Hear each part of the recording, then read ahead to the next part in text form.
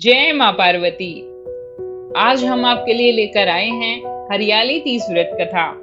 श्रावण मास के शुक्ल पक्ष की तृतीया तिथि को हरियाली तीज या मधुश्रवा तीज का पर्व मनाया जाता है। इस दिन सभी विवाहित स्त्रियां अपने पति की दीर्घायु, दाम्पत्य जीवन में प्रेम तथा भाग्योदय के लिए व्रत करती हैं। वहीं शादी के योग्य कन्याएं मनोकूल वर प्राप्ति के लिए भगवान शिव और माँ पार्वती की पूजा कर उनको प्रसन्न करती हैं। पुरानी कथा के अनुसार माँ पार्वती वर्षों की साधना के बाद इस दिन ही भगवान शिव से मिली थी।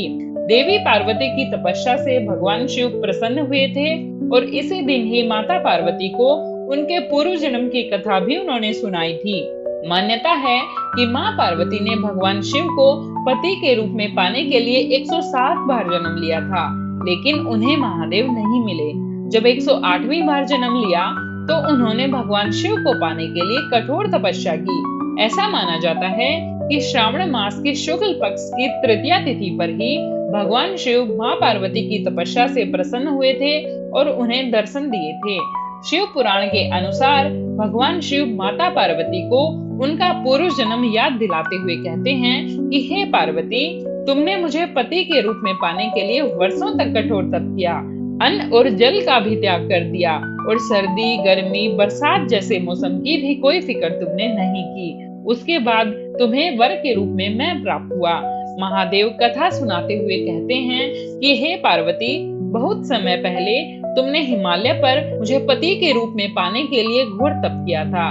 इस दौरान तुमने अन्न जल त्याग कर सूखे पत्ते चबाकर दिन व्यतीत किए थे। किसी भी मौसम की परवाह किए बिना तुमने निरंतर तप किया। तुम्हारी इस स्थिति को देखकर तुम्हारे पिता बहुत दुखी थे। ऐसी स्थिति में नारद जी तुम्हारे घर पधारे। जब तुम्हारे पिता ने नारद जी से उनके आगमन का कारण पूछा तो नारद जी बोले, हे गिरिराज, मैं भगवान विष्णु के भेजने पर यहाँ आया हूँ। आपकी कन्या की घोर तपस्या से प्रसन्न होकर वह उससे विवाह करना चाहते हैं। नारद जी की बात सुनकर पर्वतराज अति प्रसन्नता के साथ बोले, हे नारद जी, यदि स्वयं भगवान विष्णु मेरी कन्या से विवाह करना चाहते हैं तो इससे बड़ी कोई बात नहीं हो सकती। मैं इस विवाह के लिए तैयार हूँ। फिर शिव जी पार्वती जी से कहते हैं, तुम्हारे पिता की स्वीकृति पाकर नारद जी भगवान विष्णु के पास गए और यह शुभ समाचार सुनाया। लेकिन जब तुम्हें इस विवाह के बारे में पता चला तो तुम्हें बहुत दुख हुआ, क्योंकि तुम मुझे यानी कैलाशपति शिव को ही मन में अपना पति मान चुकी थी। तुमने अपने व्याकुल मन की बात अपनी सखी को बताई। तुम्हारी सहेली ने सुझाव दिया कि मैं तुम्हें एक घनघोर वन में ले जाकर छुपा दूंगी और वहां रहकर तुम शिव जी को प्राप्त करने की साधना करना।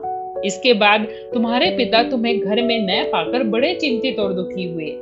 वह सोचने लगे कि यदि विष्णु जी बारात लेकर आ गए और तुम घर पर ना मिली तो क्या होगा। उन्होंने तुम्हारी खोज में धरती पाताल एक करवा दिए, लेकिन तुम फिर भी ना मिली। तुम वन में एक गुफा के भीतर मेरी आराधना में लीन थी। श्रावण शुक्ल तृतीया को तुमने रेत से एक शिवलिंग का निर्माण करके मेरी आराधना की, जिससे प्रसन्न होकर मैंने तुम्हारी मनोकामना पूर्ण की। इसके बाद तुमने अपने पिता से कहा कि पिताजी, मैंने अपने जीवन का एक लंबा समय भगवान शिव की तपस्या में बिताया है और शिव ने मेरी तपस्या से प्रसन्न होकर मुझे स्वीकार भी कर लिया है। अब मैं आपके साथ एक ही शर्त पर चलूंगी कि आप मेरा विवाह भगवान शिव के साथ ही करेंगे। पर्वतराज ने तुम्हारी इच्छा स्वीकार कर ली और तुम्हें घर वापस ले गए। कुछ समय बाद उन्होंने पूरे विधि विधान से हमारा विवाह किया। भगवान शिव ने इसके बाद कहा कि हे पार्वती, तुम्हारे कठोर तप और श्रावण तीज के दिन तुमने मेरी आराधना करके जो व्रत किया था, उसी के परिणाम स्वरूप हम दोनों का विवाह संभव हो सका।